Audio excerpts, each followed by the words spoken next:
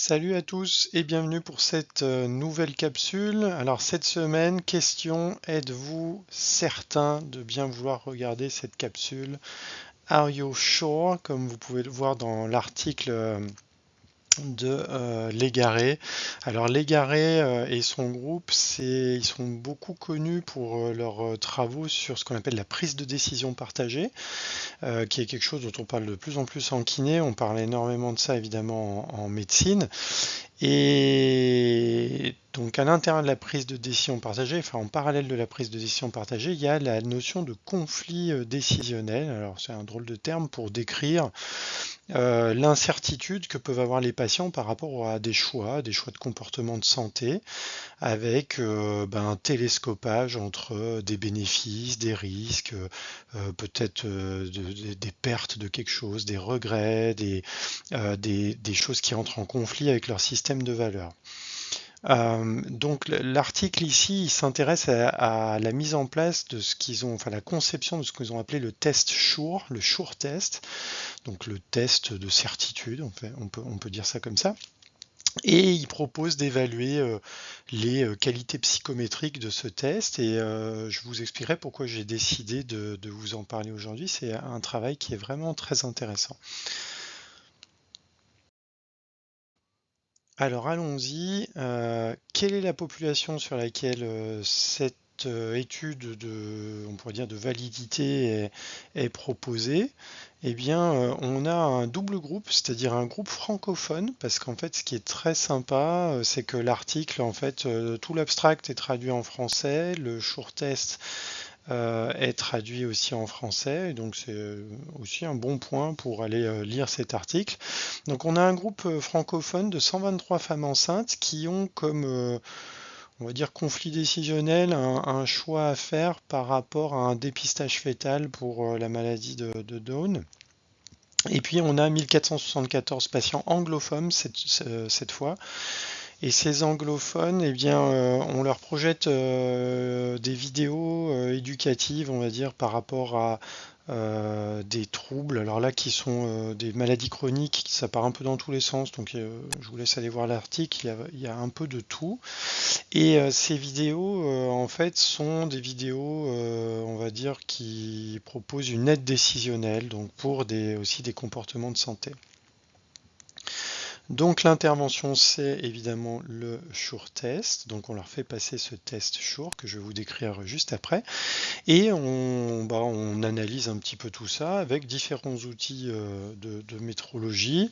On va étudier la fiabilité avec l'alpha de Cronbach. On va évaluer le caractère unidimensionnel de l'outil à travers une analyse factorielle. Ils ont proposé de faire un coefficient de personnes entre l'échelle, donc le test SURE et le gold standard, qui est actuellement ce qu'on appelle l'échelle du conflit décisionnel. C'est le DCS pour ceux qui connaissent, le Decisional Conflict Scale. Désolé pour mon anglais.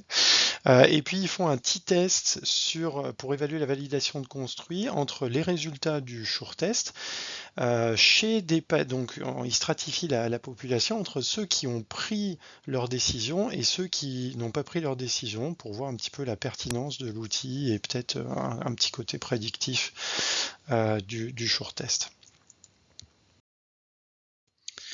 Donc, qu'est-ce que c'est que ce SURE test? Alors, vous voyez à gauche ici le côté anglo-saxon et puis la traduction en français à droite. Donc, c'est un ensemble de 4 questions, ce qui fait que vous savez, c'est les short form questionnaires. Pourquoi est-ce qu'ils ont développé ça? Parce que le gold standard, qui est l'échelle de conflit décisionnel, c'est un score à 16 items qui est très long à faire passer. Et donc, il y a comme ça, vous avez pu voir pas mal de tests un peu longs qui finalement pour lesquels on étudie en fait des short forms, donc des courtes formes qui peuvent servir aux praticiens beaucoup plus simplement en fait voilà sur le terrain. Première question, SURE, envoyée ici sur êtes-vous certain de ce qui constitue le meilleur choix pour vous? Deuxième question, est-ce que vous connaissez les bénéfices et risques de chacune des options? Donc ça c'est assez classique, on est en pleine prise de décision partagée, on est en pleine balance bénéfice-risque pour chaque option. Question intéressante qui ici est sans doute un peu moins posée sur le terrain. Avez-vous le sentiment de savoir ce qui est le plus important pour vous à l'égard des risques et bénéfices? Donc, c'est quelque chose qui renvoie sans doute au système de valeurs. Ok. Donc est-ce que ça compte pour vous ce bénéfice? Est-ce que ça compte pour vous ce risque par rapport à vos habitudes de vie, ce qui compte, etc. Et puis la dernière question, l'encouragement, avez-vous suffisamment de soutien afin de faire votre choix? Je vous conseille de bien lire dans l'article aussi la partie anglaise, parce que vous allez voir que les traductions voilà, sont un peu différentes. Vous voyez par exemple ici la traduction sur la question, et on y reviendra, du support, de l'encouragement. Et bien ici, il y a ça. Est-ce que vous avez suffisamment de soutien et de conseils pour faire un choix? Et ça a été escamoté dans la version française. Ok. Donc en tous les cas, on marque un point si c'est oui, on marque 0 point si c'est non. Vous voyez, les questions sont fermées. Et on considère, ça c'est important, qu'il y a un conflit décisionnel si on est strictement inférieur à 4. C'est-à-dire qu'à partir du moment où quelqu'un va répondre non, vous êtes potentiellement en conflit décisionnel et ça nous intéressera pour nous qui faisons de l'EM pour peut-être avoir une discussion avec le patient sur comment est-ce qu'on peut améliorer ça pour les aider à prendre leurs décisions. Alors un petit mot sur la population. Vous voyez ici les caractéristiques de la population francophone, ici les caractéristiques de la population anglaise. Je l'ai mis parce qu'il y a quand même quelque chose qui m'interpelle, c'est le niveau d'éducation des gens dans cette étude. Donc il y a beaucoup d'universitaires et beaucoup de gens qui ont été hautes études, et il y a peu de gens qui ont qui ont pas de niveau d'études, et donc ça peut poser des questions sur les problèmes, enfin ça peut ramener au problème de littératie en santé et donc on va dire d'extrapolation des résultats de ce travail ici, mais je vous mettrai en fin de diaporama. Il y a eu d'autres travaux qu'il vous faudra aller lire par rapport à ce short test, d'autres travaux de validation. Donc c'est une petite remarque. Qu'est-ce qu'il trouve? Alors il trouve que l'alpha de Cronbach, il est grosso modo moyen.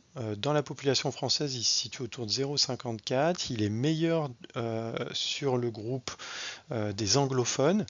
Et il y a une remarque qui est intéressante ici, c'est que quand on enlève la dernière question à propos de l'encouragement, du support, du soutien, on améliore quand même la valeur, on améliore la fiabilité. Et c'est assez corroboré par leur étude ici avec le coefficient de Pearson quand ils comparent donc au gold standard, donc à l'échelle du conflit décisionnel, où vous voyez ici dans la population francophone, le coefficient de Pearson est très faible, alors qu'il est quand même meilleur ici chez les anglophones. Donc il y a une question quant à la traduction ou la reformulation de cet item numéro 4 dans la version française.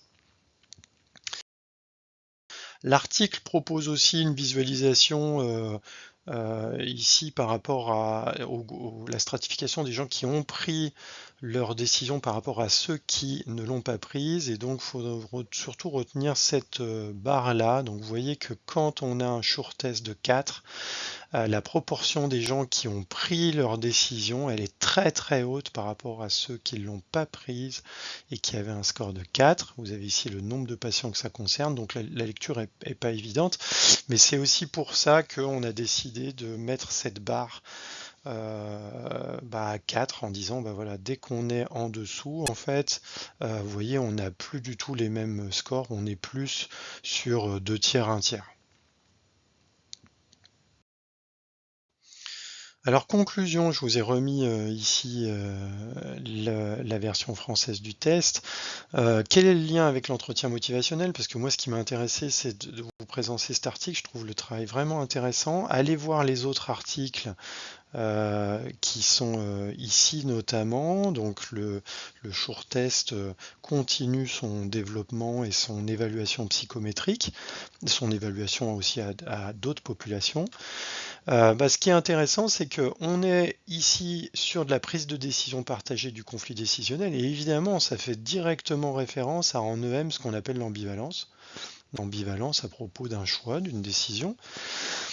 On remarque que les questions sont très proches de ce qu'on utilise en entretien motivationnel, à la différence, évidemment, ici on est sur un questionnaire rapide, donc les questions sont fermées, alors qu'en entretien motivationnel, on utilise bien volontiers une majorité de questions ouvertes. Mais j'ai trouvé intéressant de vous parler de ça parce qu'il y a souvent le problème clinique de comment est-ce qu'on fait apparaître l'ambivalence, parce que parfois elle est très implicite, et peut-être que s'appuyer sur un test comme le Sure Test peut aider dans un certain nombre de cas les gens à faire émerger l'ambivalence et à la préciser aussi. Pour savoir finalement, ici vous avez, on pourrait dire, 4 dimensions. Et peut-être qu'en fait, dans la discussion, ça peut être intéressant de savoir quoi travailler en fonction des réponses au Sure Test. Évidemment, tout ça, ce sont des hypothèses, mais ça mérite discussion et peut-être utilisation dans une pratique pour voir un petit peu ce que ça donne. Voilà.